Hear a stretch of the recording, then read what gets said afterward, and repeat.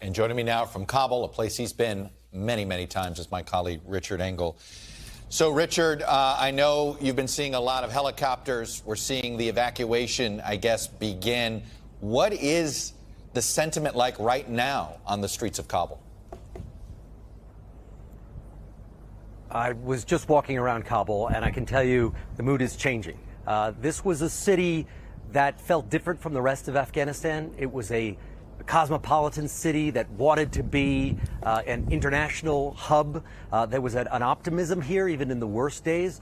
Now there are a lot of hard stares, and people are preparing for the worst. They are thinking about where to move their families, and there are many people who don't know what to do because they work for the U.S. military. Not only translators, you have contractors, subcontractors, cleaners, security guards, and they don't know what they're supposed to do. And this city is preparing for a Taliban takeover. I was filming, and if you'll excuse, there's a lot of noise because there is a constant stream of helicopters.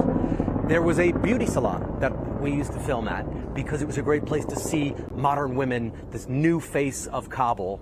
And out front, on the glass front, they had a lot of pictures of women who had their hair done and their makeup done.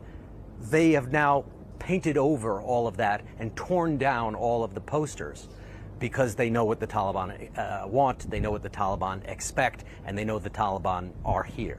There is an increasing sense of lawlessness on the streets. It is intimidating. There has been some looting because you've seen a total collapse of the security forces down to local police officers. Some of them are changing out of their uniforms, wearing traditional dress. There have been looters pretending to be Taliban, just going up and ripping guns out of police officers' hands. So Afghans are worried about looting.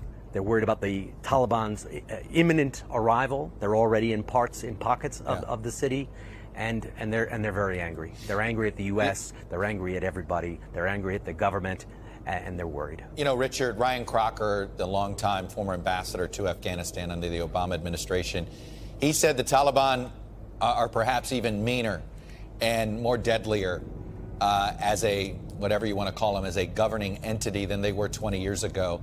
Is that your observation as well? Much so. 1,000%. 1,000%. They are much better fighters. They've been fighting against the best military in the world, the U.S. military, for 20 years. That's how guerrilla groups, insurgencies get better. They sharpen their knives on the army of their adversaries. And that's what the Taliban has been doing for 20 years. And they are victorious. They can use this as a recruiting tool. They are now the champions of the jihadi movement because they pushed out the United States. And they're going to be able to live on that for a long time and attract a lot of recruits. And will this country once again be a center of terrorism, a center of al-Qaeda?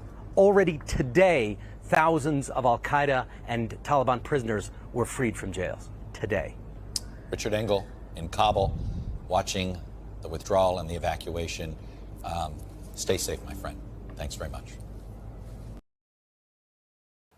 Hey, thanks for watching our YouTube channel. Follow today's top stories and breaking news by downloading the NBC News app.